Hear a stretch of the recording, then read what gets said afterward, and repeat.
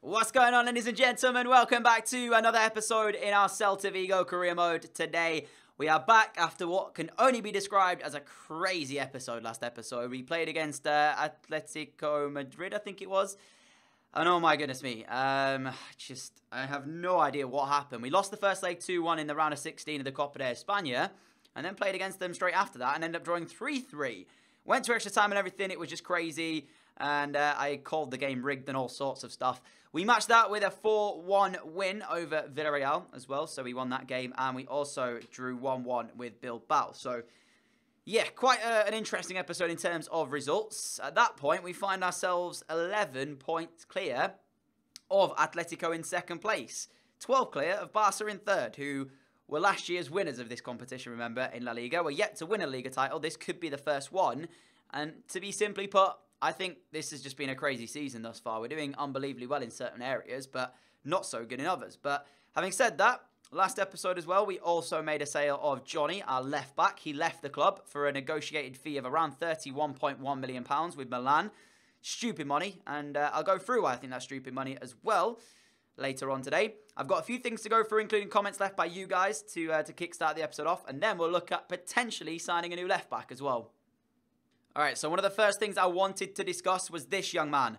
We've got Jose Vargas, an exciting prospect, but there was a comment left on the previous one regarding Regis Crespi's potential. Now, when I scroll to him, it only says at the club since 2018 because he didn't come through our youth academy. He actually joined us from the free agents, Regis Crespi. So I'm unaware as to what his overall potential actually is. All I know is that this season he has grown by 13 overalls. And he does have that 4-star that I like the look of. He's also pretty quick with 80 acceleration and 80 sprint speed.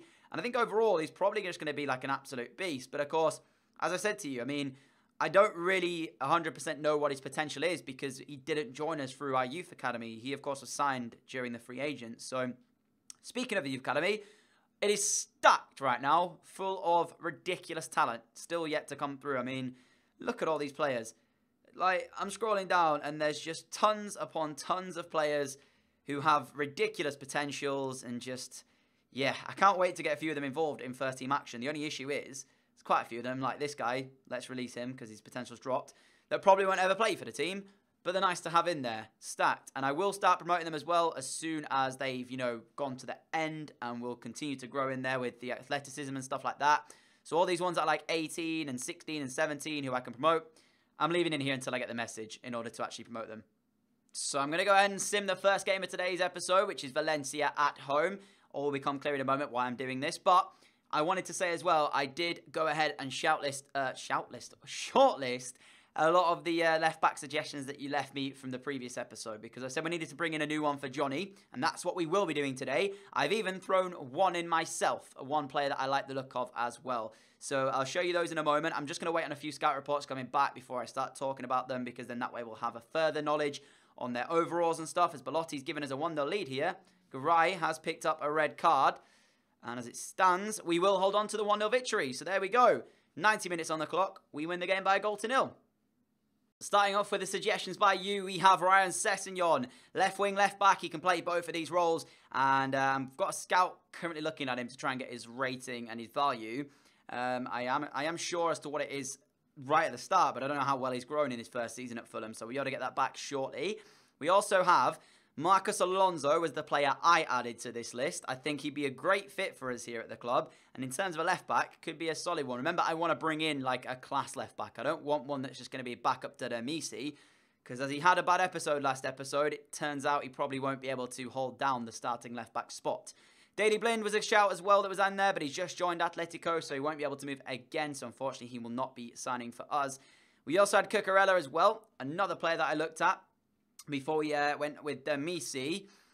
Again, though, 72 rated. It means that Demisi would be a better player and therefore would be the starter. And that's not what I'm currently looking for in my left back, I'm looking for a starting left back. So it leaves me with Luke Shaw, Marcos Alonso, and of course, Ryan Sessegnon. But we're waiting to see what Sessegnon's rating is going to be before I make my decision. Up until then, we've got a game against Betis to look forward to. So we'll hop into this game, hopefully get some more information back on Sessegnon, and then I'll start making a few offers, and then we'll decide upon a left back for our new position.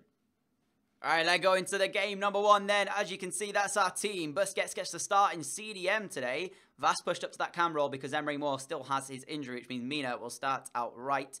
The Messi at left back, of course, until we make our signing of a new one. But we've got Delic, Diaz, Mayo, of course, as our back 3 as well. Belotti, top scorer in the division. Alongside that, Pion Sisto's hit a lot. Mina's hit a lot. We actually have the top 3 scorers in the division so far in Belotti, Mina, and Sisto.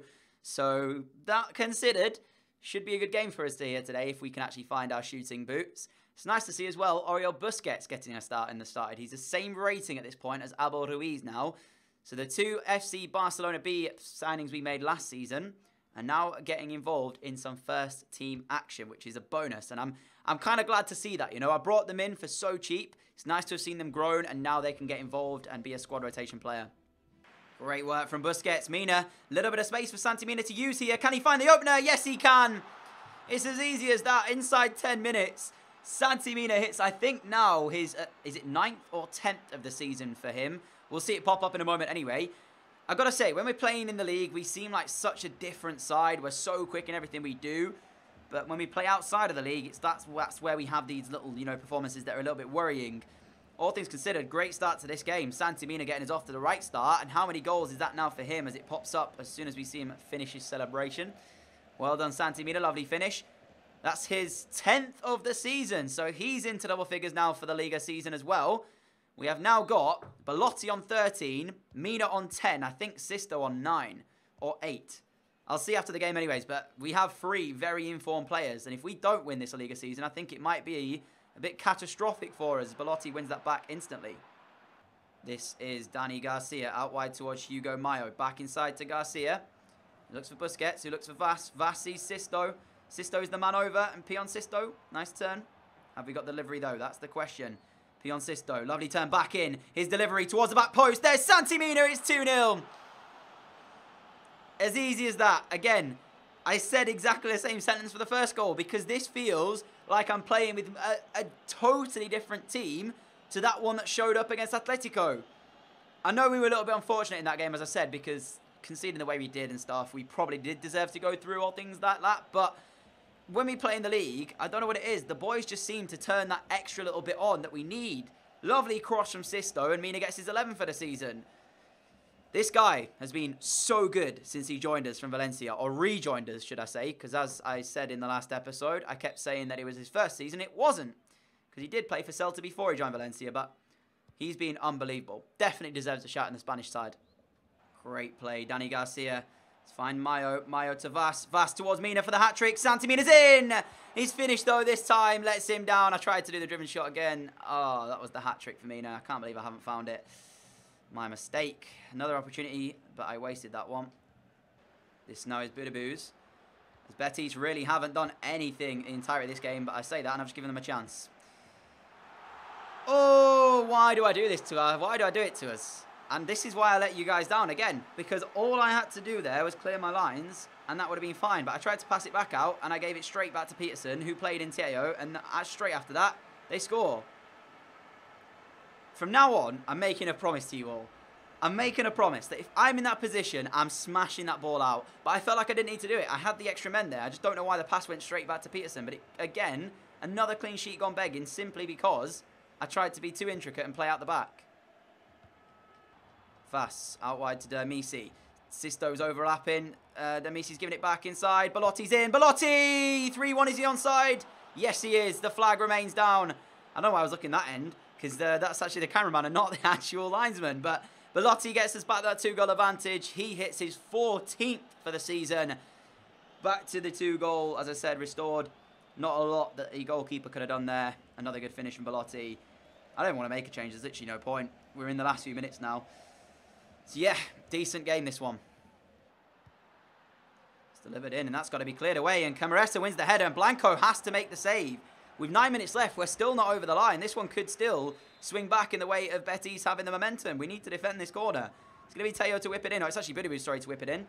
In towards the danger area. Luckily, again, Blanco is on hand. That's 2 saves that he's had to make in the last few minutes here. Very glad that Blanco is on form so far. Belotti is the only man forward. Where's his support, boys? Andrea Belotti, though, might not need it. Belotti, ref, that's a penalty kick. It is. Cucurella's giving it. I don't know what just happened. I had no support, so I tried to turn inside. I was waiting for a run to come in, and in the end decided to just take it, and Cucurella's brought us down. Having said that, I don't think I'll score this penalty. Belotti is the designated penalty kick taker. But then, on the other hand, Santi Mina's on a hat-trick. So, I mean, I have to do it, guys. Mina to score. Didn't even look. I'm not joking. Of course, I moved the arrow. I knew where I was aiming. And I just thought to myself, this time around, because I missed them normally, I'll close my eyes and hope. And that's exactly what's happened. 4-1 up, a hat-trick from Santi Mina. Get in there. 3 points are coming back with us. This has been a great performance. What a penalty, Santi Mina. That's more likely, son. Mark Bartra up a long way as he whips the ball out wide. Dermisi, that's back into the danger area, not where you want it. Oh, come off it, ref. He's giving it for handball. I saw that as soon as it bounced onto Mayo's hand. I was thinking, he's going to give that. Oh, for goodness sake, man. I can't believe that we're going to concede a second unless I can save the penalty, of course. There is that, or they miss it. But look, handball, this is what it's given for. Jumps up with Peterson. I've got to say, wait, I genuinely have to say, I believe that's ball to hand, but then again, his arm is right. Never mind. Anyways, Budabu's up against Ruben Blanco. Blanco's had to make a few saves recently. Blanco! Similar penalty to when we scored, so likewise. 2 goals apiece in terms of the penalties. Both very similar. And it's 4-2 here on this particular day. We're going to get the 3 points, but it's just frustrating conceding a second. But again, Dermisi, why is he heading that back into the danger area? Just head it out, man. Head it out. Just get it out, you know what I'm saying? Never mind. 4-2. All right, there's the final whistle. The referee brings it to a close. We do get the win, as I said. The 4-2 victory. Mina with a hat-trick. Good game. Conceding 2 is not what I wanted, though, especially from 2 shots on target. Mina with a 10 match rating. Blanco actually had a fairly good game as well. 7.7, as I said. He did pretty well. Made 3 saves, apart from conceding twice. But again, I don't know what it is.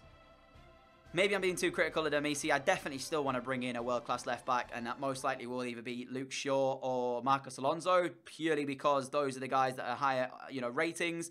Sessegnon will probably be about 77, 78 at this stage. So he can become one of our starting left-backs. But yeah, I'm gonna wait for some scout report back and then make my decision. Hugo Mayo is so in demand again this window, but there's been still no offer for the one-to-way Stanislav Lobotka. Of course, he's transfer listed after handing in that transfer request, and we only have a matter of a few days to go. But we are approaching deadline day, my most favourite day in the entire footballing calendar. I can't wait for this one. Another offer for Hugo Mayo. Get lost. That's 3 in a row. I don't want to sell Hugo Mayo. He's my right back. He's going nowhere. Stop making... It's Milan as well. Milan, who just signed Johnny, now want to take Hugo Mayo away from us. I don't know what's happened to their fullbacks over at the San Siro, but clearly they need new ones, and they've decided they want the pairing of Johnny and Mayo. I was prepared to let Johnny go because they offered me a stupid amount of money, but I'm definitely keeping hold of Hugo Mayo. Still, no offer for Lobotka. We'll go into this deadline day. I'm not going to have enough time to wait for the scout report back, so most likely I'm going to wait and make some decisions based on that. There was also, as well, guys, a shout for Justin Kluivert in the last episode, but he has just recently joined Lazio and therefore will not be able to move again. So we'll get rid of him from our scout report. So Sessegnon, I don't know his overall, but they're saying his value is 12.5 million. They're saying I only have to offer 9 million to get this chance at the deal, which is surprising because he's worth 12.5. So, unless I'm missing something here, maybe he's only got like a few months left on his contract, possibly. Could be that. Let's offer them a cheeky... Let's go with the £9 million offer, because that's what our chief egg thingy said. 9 million. So they want 15.6. I thought that said 13 at first. Oh, you see what I mean? Like, now I'm stuck, because 9 million, I would have been quite happy to pay £9 million for him. That was not a problem. They want 15.6. £15 million a lot of money. It really is. I know he's 18. I know he's got a bright future ahead of him, but I need a starting left-back now. I need a world-class left-back. Do you know what I'm saying? I need somebody who's going to come into that position and make it their own and be able to hold their own against world-class players. Can Ryan Sessegnon do that right now? That's the major concern. So £15 million negotiated for him. I will go in to have a word with Luke Shaw and Manchester United, and also I'll have a word with Marcos Alonso and Chelsea. So let's start with Luke Shaw. He's worth 16 million, the left back here. And he's a little bit higher rated. I think he's about 79 or 80 potentially at this point now. But again, because I've just negotiated that deal with Sessegnon for 15 million, I don't want to pay any more than 15. 28 is far too much. 28 is far too much money. I have the capabilities to make that happen, but I'm not prepared to pay 28 million quid for Luke Shaw when we sold Johnny for 31. I want 22. Again, right now, my mind's telling me just go with Sessegnon if you're going to get Luke Shaw. They're going to take some time with the offer. That's a slight problem, considering the fact that there's not too long left in the window. So yeah, we'll see what they say to Luke Shaw. Next up is Marcos Alonso. Alright, so Marcos Alonso is a better player than Johnny was. And we sold Johnny for 31.1. Ooh, 24 is what Chelsea want. You see, this is where it becomes quite tough because 22, 22.7. This is what I mean. We can get a better player than Johnny was for almost £10 million cheaper. 22.5 is what we've agreed with them. I could sign both Sessegnon and Marcos Alonso. I could do both of them. And we could deploy Sessegnon further up the pitch as well. That could be one thing we do. Alongside having him as a left back. I just don't know. I knew there was another player as well I was supposed to mention. Denis Suarez was also a comment in the last episode, but he has recently joined Olympique Lyonnais. And so he will not move again. There was also a chance to try and loan him potentially, but he's not interested in that. Oh man, I'm so stuck as to what to do. I think, honestly, I might just sign them both. Because Marcos Alonso would be the ideal candidate for right now. He'd come in at our left-back spot and be a really solid choice there. Got 3-star. He's not the quickest player in terms of that one, but he's got 75 acceleration, 78 sprint speed, 91 stamina. Play a lot of games. Technically, very, very good. Solid choice. Long shot taker. Takes finesse free kicks as well. 6'2". He's a rock at the back. And then on the other hand of that, Sessegnon, 3-star. Very fast. Technically not the best, but we'll be able to improve that. And as I said, he could play left back, but also left wing. And with Emre More's injury right now, I'm having to play Mina out on the wing. So I feel like for squad depth, both of these guys would be perfect. So then first up, Marcos Alonso. Going to cost a pretty penny in the way of a wage budget. He's on 110,000 over at Chelsea. What will he ask for here? He wants a release clause of £48.3 million. I'm going to deny that release clause. Although it was a good one, I just don't think that I want to add it there. So I'm going to offer him 100 grand a week because it's a lot of money already. 96 and he wants one for clean sheets. I'm going to counter the clean sheets and just offer him the 96. And he's happy. So Marcos Alonso becomes our first signing of this window. A massive addition. Now we move on to Ryan Sessegnon. And there is the second signing done. Sessegnon joins the club as well. So 2 deadline day transfers. The first one coming in is, of course, Marcos Alonso. We'll throw him into the bench and then throw him into the starting 11. Oh, my goodness me. I didn't realise Sessegnon would be that good. Bish Bash Boss, 77 rated. Ryan Sessegnon already here, boys. There we go. So there's Marcos Alonso into the team. 83 rated. I'll sort out the squad numbers and stuff in a moment. And also, for squad rotation player, Ryan Sessegnon, not too bad, is he? 87 acceleration, 85 balance, 90 sprint speed, 82 stamina. But as I said, technically he needs to improve ever so slightly. His marking and his overall play at the back defensively isn't too bad. So yeah, I can play left wing back. Pretty happy with both signings. Because, as I said, Emre More with the injury, it means now we can have another winger to add to the collection. So we've got Moore, who's coming back. Regis Crespi as well, who's growing nicely. Xavier, probably going to send him out on loan somewhere in the near future. Yeah, a lot of players in this team. I'm really excited for the future of this club. And with that, we have absolutely no more money left. We've spent it all up. Still waiting for a few other things to go through. Potentially, maybe... I am lost for words. Am I seeing this right?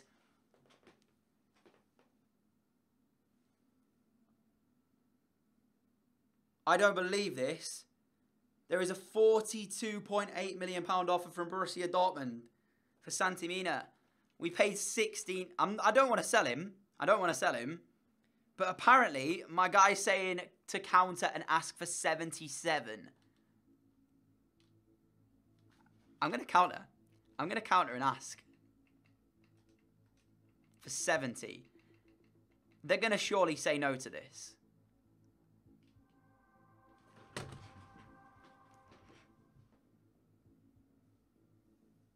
Are you kidding me?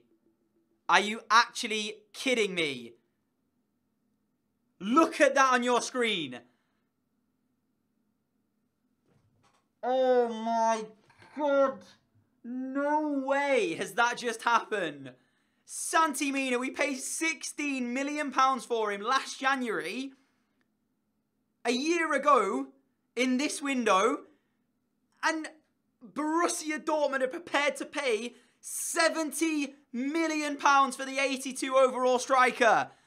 I am stunned. Absolutely stunned. It's not going to go through. It's not going to go through, surely. We've got 9 hours left in this window, so if he does leave, I don't think I can make anything happen. We'll skip through the days. I thought that was Santi Mina. He's gone. Andrew Hulsega has gone. The question is, will Santi Mina go? I think 1 more hour will do it. 1 more hour. Two. We've got 2 emails.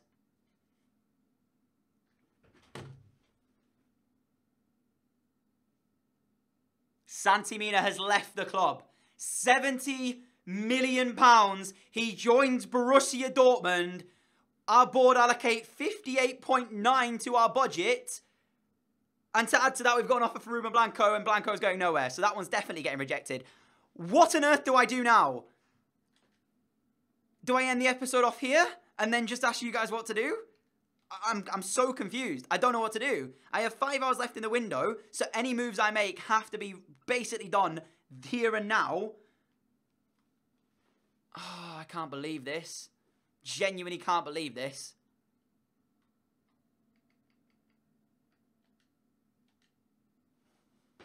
There he is. Santi Mina has joined Borussia Dortmund for £70 million. Why on earth have they spent £70 million? What's happened to them?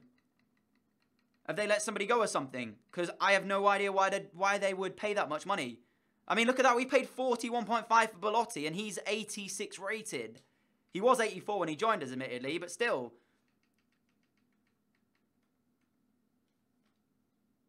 Santi Mina has left the club. Now, he did pick up 2 back-to-back Player of the Months, and he was having an unbelievable season for us. Oh, man. See, I think I might have made a mistake there letting him go. But at the same time, £70 million is a ridiculous sum of money. And you know what? I am going to end the episode off here because I now throw it over to you, lovely people, in my comment section. What on earth do we do from here? £67 million in the budget. Of course, I'm going to swap that around. Let's swap it to that. 90-10. £61 million to use. We've just sold Santi Mina. I have this team at my disposal. Let's move out Emery Moore because he's injured. And let's put in Sessegnon, let's say. What on earth do I strengthen in this then? Because right now, I don't know. Probably a cam. Probably that would be the best bet. Like a solid, you know, world-class centre attacking midfielder. Either that or potentially a winger or potentially another striker. And then we move to a 2 at the top formation. Because at this point, I have no idea what to do with this money. And that's why I need you guys. So I'm ending the episode off here. It is a shorter one today. I apologise for that. But I didn't expect this to happen in this transfer window. Never in a million years did I expect to see Santi Mina leaving the club for £70 million.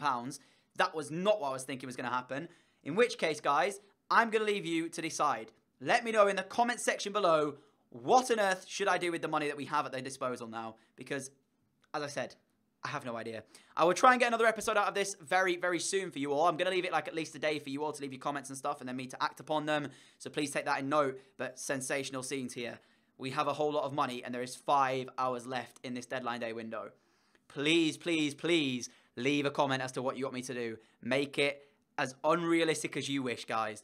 So much money to splash. I'll see you all for the next episode of this series. I am unbelievably excited for it as well. I can't wait to see what you guys decide on. Oh my goodness, it's going to be so, so good. If you enjoyed the episode, a like would be greatly appreciated. If you are new around here and like what you see, the subscribe button is down below, and I will catch you all again very soon. Adios.